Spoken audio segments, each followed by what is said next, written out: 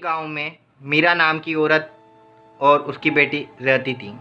मीरा अपनी बेटी को बहुत प्यार करती थी और उसका पालन पोषण मेहनत करके करती थी। माँ, मैं पानी भर लाती हूँ। पानी खत्म हो चुका है। ठीक है बेटा, जल्दी आ जाना। जी माँ।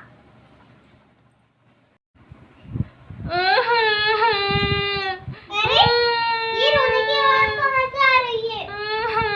अरे, तुम कौन हो और क्यों रो रही हो? मेरा एक पंख टूट गया है। मैं एक परी हूँ, पृथ्वी लोक पे घूमने आई थी। अब मैं कैसे उड़ूंगी?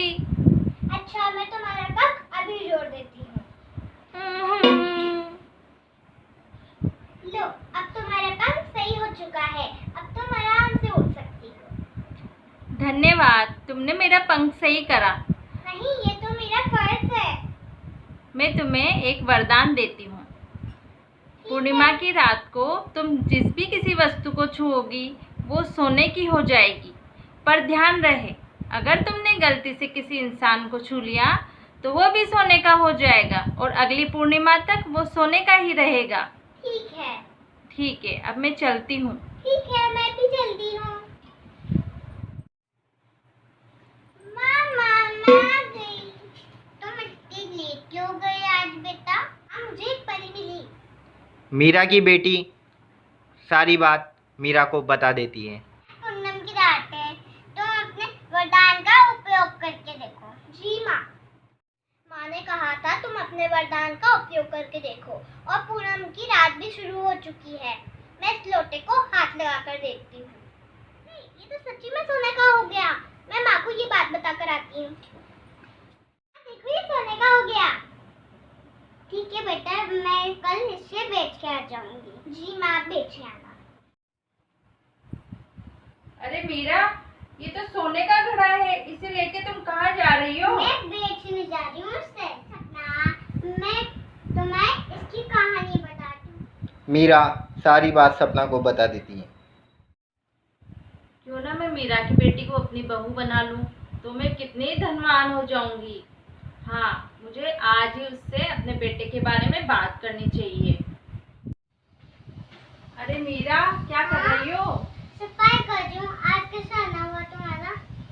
अरे मीरा, मैं सोच रही थी कि तुम्हारी बेटी को मैं मेरे घर की बहू बना लूं। मेरी बेटी को वरदान मिला है। तुम उससे अपनी बहू बनाना चाहती हो क्या? अरे नहीं नहीं मीरा, ऐसी बात नहीं है। मैं तो पहले से ही तुम्हारी बेटी का हाथ मांगने वाली थी।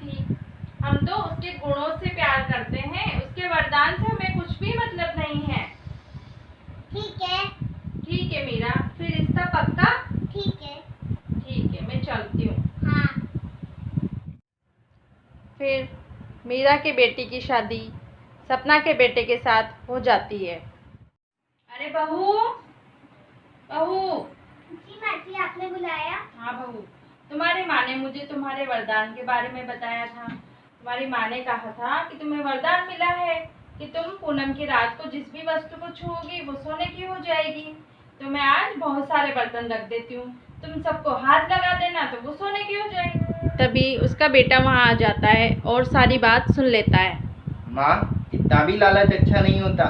मैंने इसके गुणों को देख के शादी करी थी, इसके वरदान को नहीं। माँ, मीरा आंटी ने कहा था जो इसके गुणों को देख के शादी करेगा मैं उसी से शादी करूँगी। अरे तू तो तेरी बकवास बंद कर, तेरा दिमाग अपने पास रख। तेरे लिए बहुत रिश्ते आ रहे थे। मैंने इस गरीब की लड़की से इसलिए तेरी शादी नहीं करी है कि मैं कंगाली में ही रहूं। और बहू, तू ध्यान से सुन ले, अगर तूने सब बर्तनों को हाथ नहीं लगाया, सोने का नहीं करा, तो मैं तुझे घर से बाहर निकाल दूंगी।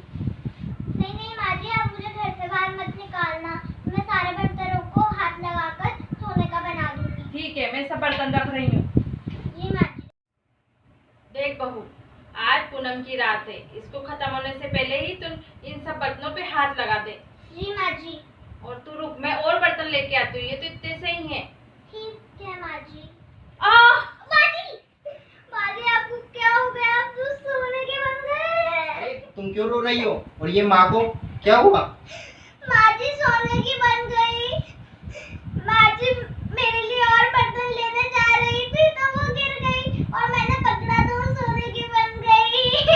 परी ने मुझसे कहा था अगर मैं किसी भी इंसान को हाथ लगाऊंगी